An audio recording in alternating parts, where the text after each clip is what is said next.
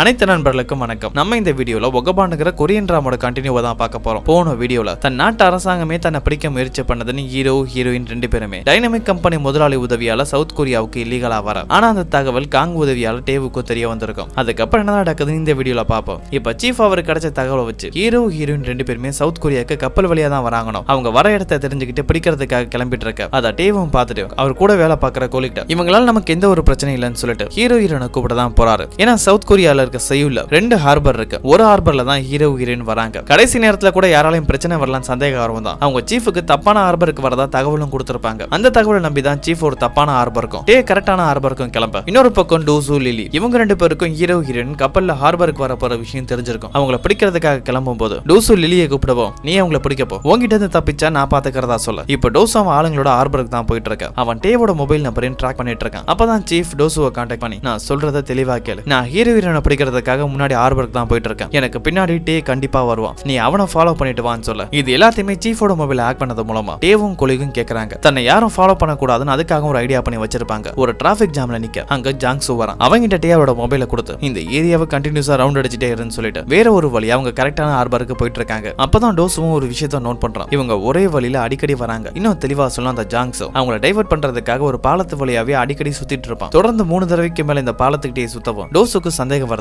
ஏதோ ஒண்ணு தப்பா இருக்குன்னு சொல்லிட்டு நம்ம யாரை ட்ராக் பண்ணாமோ அவனுக்கு பக்கத்துல வேகமா போங்கன்னு சொல்லவும். அப்ப டேவோட மொபைலை ட்ராக் பண்ணி வேகமா வராங்க. அங்க டேவோட கார் இல்ல. ஆனா அவங்க போற வழியெல்லாம் ஒரு பைக் முன்னாடி போயிட்டு இருக்கவும் அந்த பைக்கை உடனே இடிச்சு கீழே விழ வைக்கிறாங்க. அதுல ஜாங்சு தான் இருக்கவும் அவன் வண்டியை செக் பண்ண அதுல டேவோட மொபைல் இருக்கும். டே நம்மள நல்லாவே ஏமாத்திருக்கான். அவனுக்கு நம்ம பிளான் எல்லாம் எப்படியோ தெரிஞ்சிருக்குன்னு புரிஞ்சுக்க உடனே சீஃபை கான்டாக்ட் பண்ணி இந்த விஷயத்த சொல்லவும் சீஃபும் யோசிக்கிறாரு. நம்ம பிளான் எல்லாம் எப்படி அவனுக்கு தெரிய வரும்? ஏதோ ஒண்ணு தப்பா இருக்குன்னு யோசிக்கவும் அவரோட மொபைலை பாக்குறாரு. அவர் கூட இருக்க ஆளுகிட்ட சொல்லி உடனே மொபைலை செக் பண்ண சொல்ல அவர் மொபைலை ஹேக் பண்ணி யாரோ ஒரு ஆளு மானிட்டரிங் பண்றாங்க. அது கண்டிப்பா டேவா தான் இருக்கணும். டேவுக்கு நம்ம திட்டமெல்லாம் தெரிஞ்சு வேற ஏதோ பிளான் பண்றான்னு புரிஞ்சுக்க சீஃபும் ஒரு ஐடியா பண்றாரு. என்ஐஎஸ் ஆளுங்களை கான்டாக்ட் பண்ணி தன்னோட மொபைலை யாரோ ஹேக் பண்றாங்க. அதை ரிவர்ஸ் ஹேக்கிங் பண்ணி அவங்க எங்க இருக்காங்கன்னு கண்டுபிடின்னு சொல்ல அது மூலமா டே இருக்க இடத்தை கண்டுபிடிக்கவும் இப்ப டே ஹார்பர்ல தான் இருக்கு. அங்கதான் காங்கு இருப்பாரு. அவங்களுக்கு உதவி பண்றதுக்காக ஹீரோனோட ஃப்ரெண்டு வராங்க. காங்கு நானும் ஹீரோனோட ஃப்ரெண்டு இங்கே இருக்கும். நீங்க ரெண்டு பேருமே போய் அவங்கள பத்திரமா கூட்டிட்டு வாங்கன்னு சொல்ல இன்னொரு பக்கம் கோர்ட்ல விமான வெடிச்ச கேஸுக்கான விசாரணை இன்னைக்கு நடக்க போகுது. அதுக்காக பாதிக்கப்பட்ட குடும்பத்தை சேர்ந்த எல்லாரும் வந்திருக்க. அங்க ஜூடா மாஸ்டர் ஒரே ஒரு லேடியை மட்டும் உள்ள விட மாட்டாங்க. இவங்களும் பாதிக்கப்பட்ட குடும்பத்தை சேர்ந்தவங்களாவே இருந்தாலும் இவங்க ஹீரோவுக்கு சப்போர்ட் பண்றாங்க. அதனாலதான் போலீஸ் மூலமா அவங்கள தடுத்து நிறுத்த இப்ப கப்பல்ல இருந்து கண்டெய்னர் இறக்க.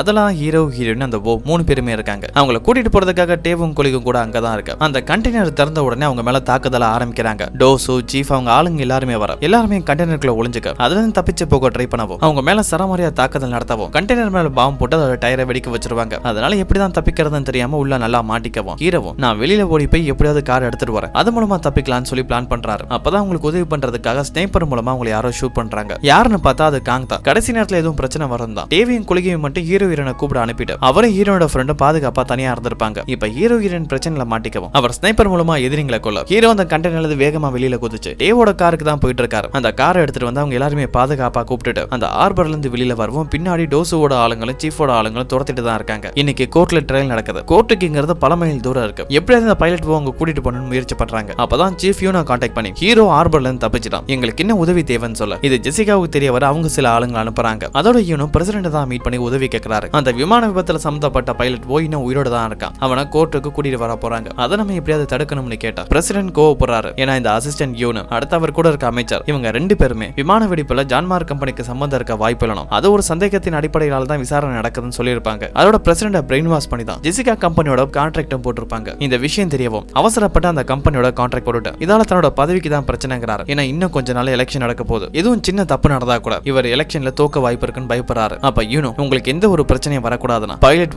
கோர்ட்டுக்கு வரக்கூடாது. நீங்க தான் அதை தடுத்தாக்கணும். அப்படி ஒருவேளை தடுக்கலனா பிரச்சனையில மாட்டிக்க போறது நாங்க மட்டும் இல்ல நீங்களும் தான். ஏன்னா ஜெசிகா கம்பெனில பல கோடி ரூபாய் பிளாக் பண்ணி நம்ம பார்ட்டியோட ஃபண்டுக்காக சிங்கப்பூர் அக்கௌண்ட்ல இருக்கு. நம்ம ஒருவேளை உதவி பண்ணலாம் அந்த மொத்த பணத்தையும் திருப்பி கொடுக்க வேண்டியது இருக்கும். நமக்கும் பிரச்சனை தான் சொல்ல பிரசிடென்ட் வேற வழி இல்லாம உதவி பண்ண ஒத்துக்க இப்ப கோர்ட்டு கேஸுக்காக விசாரிக்கிறதுக்காக அந்த சாங்மி அதாவது பைலட் ஓவோட மனைவி தான் கூட்டிட்டு வராங்க. இது எல்லாத்தையும் ஹீரோவா அவர் கூட இருக்க ஆளுங்களை லைவ்ல பாத்துட்டு தான் இருக்காங்க. இப்ப அந்த சாங்மியை கோர்ட்டுக்குள்ள கூட்டிட்டு வரவும் அந்த ஜெசிகாவோட அசிஸ்டன்ட் அவங்கள வந்து பாக்குறாரு. கோர்ட்ல விசாரணை நடக்க போது விசாரணை முடிஞ்ச கையோட உன்னை எப்படியாவது வெளியில கொண்டு வரது என்னோட பொறுப்பு. ஆனா எனக்கு ஒரு விஷயம் தெரிஞ்சாகணும். உன் புருஷன் அந்த பைலட் இங்க தான் வந்துட்டு இருக்கான். அவங்கிட்ட எங்களுக்கு எதிரா ஜான்மார்க் கம்பெனிக்கு எதிரா ஜெசிகாவுக்கு எதிரான எதுவும் ஆதாரம் இருக்கான்னு கேட்டா தனக்கு எதுவுமே தெரியாதுன்னு சொல்றாங்க. ஆதாரம் இல்லனா பிரச்சனை இல்ல. அப்படி ஆதாரம் இருந்தா அதனால நம்ம எல்லாருக்குமே பிரச்சனை தான் சொல்ல. இப்ப கோர்ட்ல கேஸ் நடந்துட்டு இருக்கு. ஜட்ஜும் கேஸ் சம்பந்தப்பட்ட எல்லாருமே வந்துட்டீங்களான்னு கேட்க ஜெசிகா தரப்பா வாதாடுறத அவரோட அசிஸ்டன்ட் ஆனா டைனமிக் கம்பெனி முதலாளி சார்பா வாதாட போறது அவரே தான். ஏன்னா இவரே ஒரு அட்வொகேட் தான். இப்ப அந்த முதலாளியும் கோர்ட்டுக்கு இன்னும் சில பேர் வர வேண்டியது இருக்கு. ஒன்னு வெடிச்ச விமானத்தோட பைலட், அடுத்து இந்த கேஸ்ல சம்பந்தப்பட்ட பாதிக்கப்பட்ட ஹீரோவும், இந்த கேஸை விசாரணை பண்ண ஹீரோயின், இவங்க 3 பேருமே வந்துட்டு இருக்காங்க. சீக்கிரமாவே இங்க வந்துருவாங்கன்னு சொல்ல ஜட்ஜ் அவங்க வரதுக்கான டைமை கொடுத்துட்டு மத்தபடி கேஸ் நடக்கலாம்னு சொல்ல முதல்ல ஜெசிகாவோட அசன் தான் அந்த சாங்மியை விசாரணை பண்றாரு. விமான வெடிப்புக்கு என்ன காரணம், அதுக்கு யார் எவ்வளவு பணம் கொடுத்தாங்கன்னு சொல்லவும் அந்த சாங்மியும் ஜெசிகா சொன்ன மாதிரியே விமான வெடிப்புக்கு முக்கியமான காரணமே டைனமிக் கம்பெனி தானோ, அவர் தான் தான் கணவருக்கு பணம் கொடுத்து இப்படி ஒரு விஷயத்த பண்ண சொன்னதா சொல்ல இந்த விஷயத்தை கேட்டோன்னே பாதிக்கப்பட்ட குடும்பத்தை சேர்ந்த சில பேர் டைனமிக் கம்பெனி முதலாளி மேல கோவப்படுறாங்க. அப்ப ஜூடோ மாஸ்டர் அவர் பக்கம் இருக்கிறவங்களோ இந்த எல்லா பிரச்சனையும் காரணம் ஜான்மார் கம்பெனி தானோ, அவங்க பண்ணிட்டு தப்ப இவர் மேல போட்டதா சொல்லிட்டு டைனமிக் கம்பெனி முதலாளிக்கு சப்போர்ட் பண்ணிட்டு இருக்காங்க. அதுலயே அவங்களுக்குள்ள சண்டை வர ஜட்ஜும் அமைதியா இருக்க மாட்டீங்களா,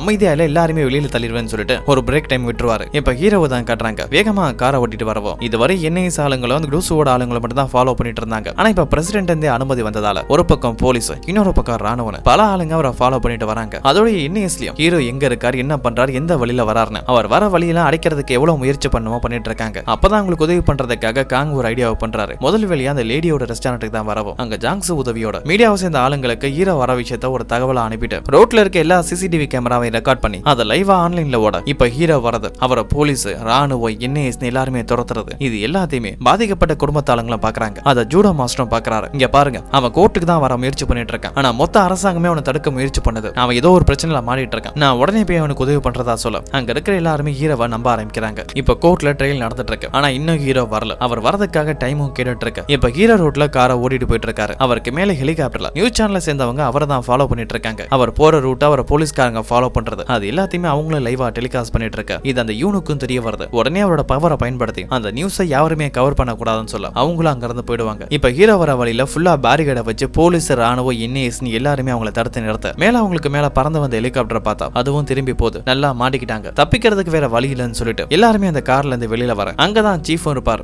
ஸ்பீக்கர்ல டேய் ஹீரோ நீ ரொம்பவே நல்லா கார் ஓட்டுற, பல பேர்ட்ட தப்பிச்சு வந்திருக்க, இப்ப நான் சொல்றத தெளிவா கேளு. ஒரு நல்ல பையனா அந்த கார்ல இருந்து இறங்கி என்கிட்ட சரண் அடைஞ்சிரு. அந்த பைலட் போவி என்கிட்ட கொடுத்துரு, உங்களுக்கு எதுவுமே நடக்காது. அப்படி இல்ல ஏகப்பட்ட தோட்டா உங்க மேல பாயுன்னு சொல்ல நல்லா மாட்டிக்கிட்டோம், தப்பிக்க வேற வழி இல்லைன்னு சொல்லிட்டு சரணடைகிறதுக்காக எல்லாருமே வெளியில இறங்குறாங்க. இப்ப லில்லியை தான் காட்டுறாங்க. இந்த டோசோ எண்ணெய் சாலைகிட்ட இருந்து தப்பிச்சு அவன் கண்டிப்பா கோர்ட்டுக்கு வந்தா அங்க ஹீரோவை எப்படியாவது கொண்டுடலாம்னு சொல்லிட்டு கோர்ட்டுக்கு பக்கத்துல இருக்க ஒரு பெரிய பில்டிங்ல கூட ஒரு ஆளை கூட்டிட்டு ஸ்னைப்பரோட வெயிட் பண்ணிட்டு இருக்காங்க. ஹீரோ வந்து அவரை கொல்லான்னு. இப்ப ஹீரோவையும் அவர் கூட இருக்க ஆளுங்களை தான் காட்ட அவங்களுக்கு உதவி பண்றதுக்காக ஜூடோ மாஸ்டர் அங்க வந்திருப்பாரு. ஆனா போலீஸ்ல மாட்டிக்கிட்டே தெரியவும் என்ன பண்றதுன்னு தெரியாம முழிச்சிட்டு இருக்க அந்த என்ஐஎஸ் டீமோட டீமா தான் டோஸும் இருப்பான். மாறு விஷயத்துல அங்க வந்து டோசு கன் எடுத்து ஷூட் பண்ண வராது. ஹீரோ பார்த்துட்டு உடனே ஓட சொல்லிடுவாரு. தப்பிக்க ட்ரை பண்றாங்கன்னு சொல்லி சுத்தி இருக்க ஆளுங்களாம் ஷூட் பண்ண ஆரம்பிக்க அப்பதான் உங்களுக்கு உதவி பண்றதுக்காக ஒரு ட்ரக் அங்க இருக்க பேரிகேட் எல்லாம் உடைச்சிட்டு அவங்களுக்கு முன்னாடி வந்து நிக்கும். அதுல இருக்க டிரைவர் வேற யாரும் இல்ல, பாதிக்கப்பட்ட குடும்பத்தை சேர்ந்த ஒரு ஆளு தான். சீக்கிரமா இங்க இருந்து கிளம்புன்னு சொல்ல அவங்க வந்த காரியை எடுத்துட்டு வேகமா கோர்ட்டுக்கு போயிட்டு இருக்காங்க. அப்ப பின்னாடி ஆளுங்க மறுபடியும் ஃபாலோ பண்ணி வந்துட்டு இருக்க ஹீரோட கார் டயரை ஷூட் பண்ணி அதை பஞ்சர் ஆக்கிடுவாங்க. அதுக்கு மேல காரால எதுவும் பண்ண முடியாது. பின்னாடி இருக்க ஆளுங்களுக்கு கன்னால ஷூட் பண்ணிட்டு பக்கத்துல வரும்போது அவங்க மேல ஒரு கார் வந்து மோதுது. யாருன்னு பார்த்தா ஜூடோ மாஸ்டர் தான். கரெக்டான டைம்ல காரை மோதி காப்பாத்திருப்பாரு. இன்னும் கோர்ட்டுக்கு போறதுக்கு 200-300 மீட்டரா தான் இருக்கும். இதுக்கு மேல கார்ல போக முடியாது, நம்ம ஓடி போயிடலாம்னு சொல்லிட்டு அந்த ஓவ கூட்டிட்டு வேகமா போறாங்க. ஆனா அவருக்கு முன்னாடி சீஃப் அவர் ஆளுங்களோட அங்க வந்து நிக்கவும் பாதிக்கப்பட்ட குடும்பத்து ஆளுங்களும் அங்கதான் இருப்பாங்க. அவங்க எல்லாருமே ஹீரோ மேல எந்த ஒரு தப்பும் இல்லைன்னு புரிஞ்சுக்க அவனுக்கு உதவி பண்றதுக்காக அங்க இருக்கிற சீஃப் அவன் ஆளுங்க கூட சண்டை போடவும் நாங்க இவங்களை பாத்துக்கிறோம், நீ உள்ள எப்படியாவது கூட்டிட்டு போன்னு சொல்ல ஹீரோ ஹீரோயின் அவனை உள்ள கூட்டிட்டு போறாங்க. அப்ப ஸ்னைப்பர் மூலமா லில்லி அவங்களை அட்டாக் பண்ண ட்ரை பண்ணவும் ஹீரோயின் மேல தோட்டா பட்டுரும். பாதிக்கப்பட்ட குடும்பத்தை சேர்ந்தவங்க அதையும் பாக்குறாங்க. இந்த பைலட் எப்படியாவது கோர்ட்டுக்குள்ள போய் ஆகணும்னு சொல்லிட்டு ஹீரோ ஹீரோயின் அவங்க எல்லாரையும் சுத்தி ஒரு கேடைய மாதிரி நினைக்கிறாங்க. அவங்க பாதுகாப்போட கஷ்டப்பட்டு அந்த பைலட் கோர்ட்டுக்குள்ள கூட்டிட்டு வர லில்லியும் இதுக்கப்புறம் அவனை கொலை பண்ண முடியாதுன்னு புரிஞ்சுக்க அப்பதான் அவங்க மேல வேற ஒரு பில்டிங்ல யாரோ தாக்குதல் நடத்துறாங்க. யாருன்னு தெரியாம ஒளிஞ்சுக்கவும் லில்லி கூட வந்து ஆளா ஷூட் பண்ணிடுவாங்க. அப்பதான் லில்லிக்கு ஜெசிகா கால் பண்ணவும் ஹீரோ செத்துட்டானான்னு கேட்டா அவன் சாகல, எங்க மேல யாரோ ஒரு ஸ்னைப்பர் தாக்குதல் நடத்தினான், அவன் ரொம்பவே திறமசாலியா இருக்கான்னு சொல்ல ஜெசிகாவுக்கு புரிஞ்சிடுது இது கண்டிப்பா அந்த எட்வர்ட் அதாவது டைனமிக் கம்பெனி முதலாளியோட வேலை தான். கொஞ்ச நேரத்துக்கு அப்புறம் யாரும் ஷூட் பண்ணல. எந்திரிச்சு பார்த்தா அங்க அந்த ஸ்னைப்பரும் இல்ல. அவன் வேலை முடிஞ்சிருச்சுன்னு அங்க இருந்து கிளம்பிட்டான். அதனால லில்லியின் தப்பிக்க இப்ப ஹீரோ ஹீரோயின் 2 பேருமே அந்த பைலட் ஜட்ஜுக்கு முன்னாடி வந்து நிறுத்துறாங்க. மறுபடியும் கோர்ட்ல விசாரணை ஆரம்பிக்குது. டைனமிக் கம்பெனியோட முதலாளியும் ஓகிட்ட விசாரணையை ஆரம்பிக்கிறாரு. உங்க மனைவி சாங்மி விமானம் வெடிச்சதுக்கும் என் கம்பெனிக்கு சம்பந்தம் இருக்குன்னு சொன்னாங்க, அதை உண்மையான்னு கேட்டா அவ சொன்னது எல்லாமே பொய்ன்னு சொல்றாரு. விமானத்தை வெடிக்க வைக்கிறதுக்காக யாரு உங்களுக்கு பணம் கொடுத்தான்னு கேட்டா அதை கொடுத்தது மைக்கேல் தானோ. அந்த மைக்கேல் ஜான்மார்க் கம்பெனியோட மேனேஜர்னு சொல்ல உடனே ஜெசிகாவோட அசிஸ்டன்ட் இதுக்கெல்லாம் காரணம் ஜான்மார்க் கம்பெனின்னு சொல்றீங்களா, அதுக்கு எதுவும் உங்ககிட்ட எவிடன்ஸ் இருக்கான்னு கேட்டா என்கிட்ட எவிடன்ஸ் இருக்குன்னு கிளவுட ஓபன் பண்ண சொல்றாரு. இந்த பைலட் மைக்கேலை மீட் பண்ணதெல்லாம் ஒரு வீடியோவா இருக்கும். அந்த வீடியோவை பத்திரமா ஒரு கிளவுட்ல சேவ் பண்ணி வச்சிருப்பாரு. அந்த கிளவுட ஐடி பாஸ்வேர்ட்லாம் சொல்லி அதை ஓபன் பண்ணி அதுல இருக்க வீடியோவை காட்டவும் தான் மைக்கேல் மீட் பண்ணது, அவங்க பேசின திட்டம், அதுக்காக இந்த பைலட்டுக்கு பணம் கொடுத்ததுன்னு எல்லா தகவலுமே இருக்கு. அந்த வீடியோ ஆதாரத்தை பார்த்த உடனே என்ஐஎஸ் சீஃப் டோசோ இவங்க 2 2 பேருமே அங்க இருந்து தப்பிச்சு வெளியில வராங்க. அந்த யூனை தான் கான்டாக்ட் பண்ணி நல்லா மாட்டிக்கிட்டோம், எங்களுக்கு எந்த ஒரு பிரச்சனையும் வராத மாதிரி உதவி பண்ணன்னு சொல்ல, என்னால இதுக்கப்புறம் உனக்கு எந்த ஒரு உதவியும் பண்ண முடியாதுன்னு சொல்லிடுவார். அதனால சீஃப் என்னதான் பண்றதுன்னு முழிச்சிட்டு இருக்கும் போது அவருக்கு முன்னாடி வேகமா ஒரு கார் வருது. அதுல இருந்து காங் தான் இறங்கவும் அவர் உயிரோட இருக்காங்கிற விஷயம் தெரிய எல்லாருமே அதிர்ச்சி ஆகுறாங்க. அந்த சீஃபை காங் பிடிச்சிருவார். ஆனா பின்னாடி இருக்க டோசுவும் அவர் கூட இருக்க இன்னொரு ஆளும் தப்பிச்சு அங்க இருந்து ஓடிடுவாங்க. அவங்கள பிடிக்கிறதுக்காக தான் குளிக்கு போயிட்டு இருக்கவும் சீஃப் நல்லா அடி வாங்கிட்டு இருக்காரு காங்கிட்ட. அப்ப டேதா வந்து கோவத்துல இருக்க காங்க தடுத்து நிறுத்துறாரு. இப்ப கோர்ட்ல ஜட்ஜ்மெண்ட் கொடுக்க ஆரம்பிக்கிறாங்க. விமான விபத்துக்கு ஜான்மார்க் கம்பெனி சம்மந்தப்பட்டதால பாதிக்கப்பட்ட குடும்பத்துக்கான நஷ்டஈடு அவங்க தான் கொடுக்கணும். அந்த கம்பெனியோட அரசாங்கம் போட்ட டீலையும் கேன்சல் பண்ணணும். முக்கியமா இந்த கேஸை மறுவிசாரணை நடத்தணும்னு சொல்ல கோர்ட்டும் முடியுது. டைனமிக் கம்பெனியோட முதலாளி பாதிக்கப்பட்ட குடும்பத்தாளுங்க கிட்ட வந்து இன்னைக்கு பாதிக்கப்பட்ட உங்களுக்கான நியாயம் கிடைச்சிருக்கு, இது உண்மை கிடைச்ச வெற்றின்னு சொல்ல இதோட இந்த எபிசோட் கம்ப்ளீட் ஆகுது. இதுக்கப்புறம் என்ன நடக்குதுன்னு அடுத்த வர வீடியோல பார்ப்போம்.